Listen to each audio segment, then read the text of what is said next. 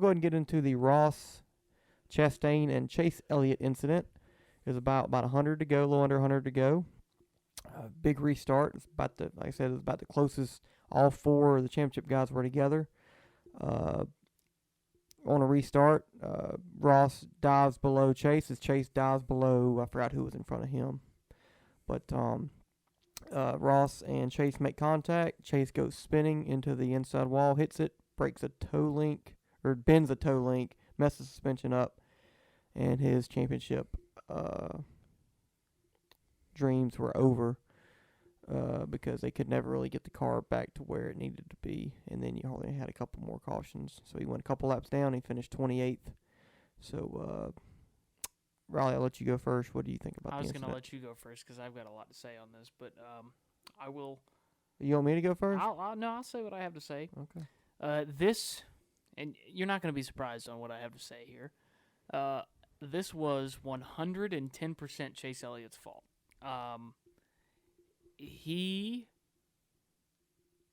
This is almost, when I saw this, I thought Carl Edwards, Joey Logano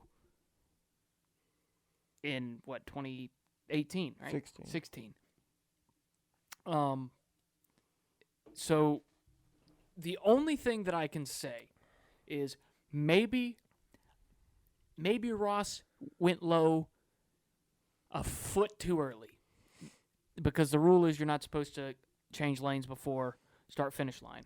But they hadn't called that shit all day on anybody. They didn't call it on Saturday because Ty Gibbs did it way blatantly on Saturday. So no, Ross, they called it on Carson Hocevar in the Truck Series guys race. that don't matter. Don't matter, yeah. Yeah. TBC mentions that too. Do they? Yeah. So, and I noticed that, watching the race on Friday, and I definitely noticed Ty do it on Saturday. But maybe you can argue that Ross turned down a little early, but even if he did, he's there. The guy's there. You can't expect him to lift. You can't expect, if that's Justin Haley, that he's going to lift if you're Chase Elliott. Not to mention Ross Chastain, who kind of has this reputation of not giving a fuck about other people. If you're Chase Elliott there, I understand wanting to block, and, we're fighting for a championship here.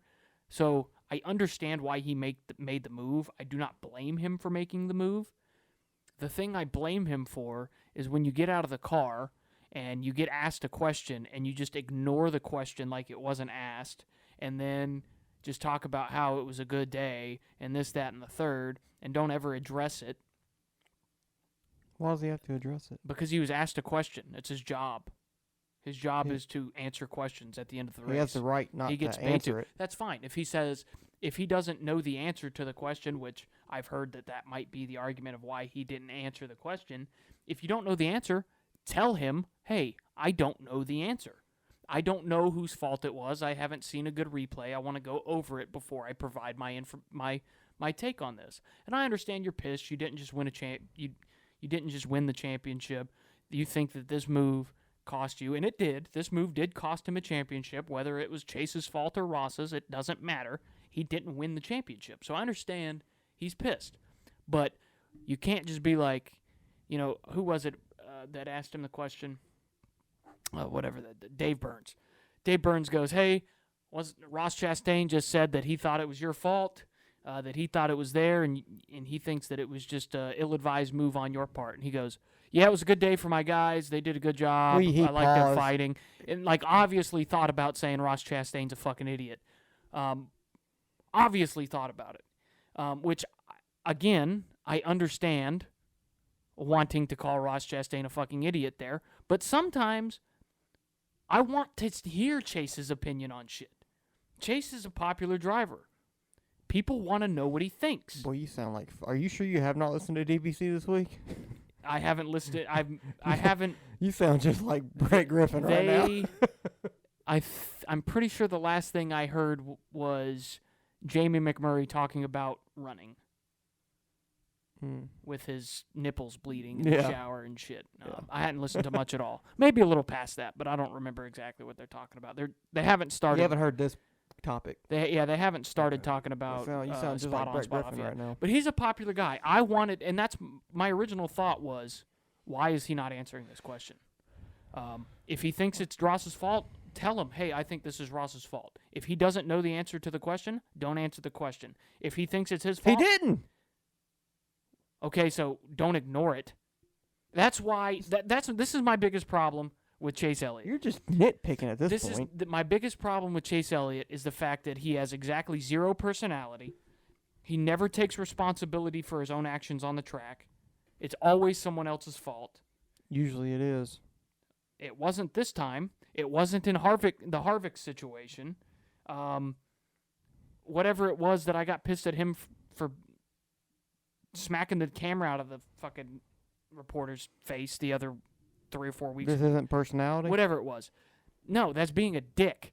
That's personality. Kyle Busch It's has a done bad it for years. personality. And the reason Kyle Busch has done it for that's years. fine. Kevin But at Harvick's least done it for years. he shows his personality. Chase Elliott is fake.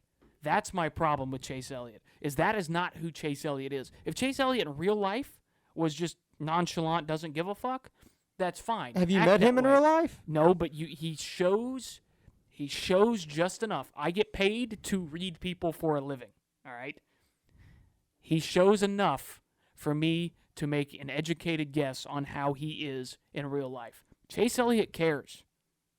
Chase Elliott wants to say that Ross Chastain dumped him into the fence. That's not who he is. That's who he wants. That's what he wants to say. That's what all the drivers want to say after. But Chase Elliott is very, very, very concerned about his appearance.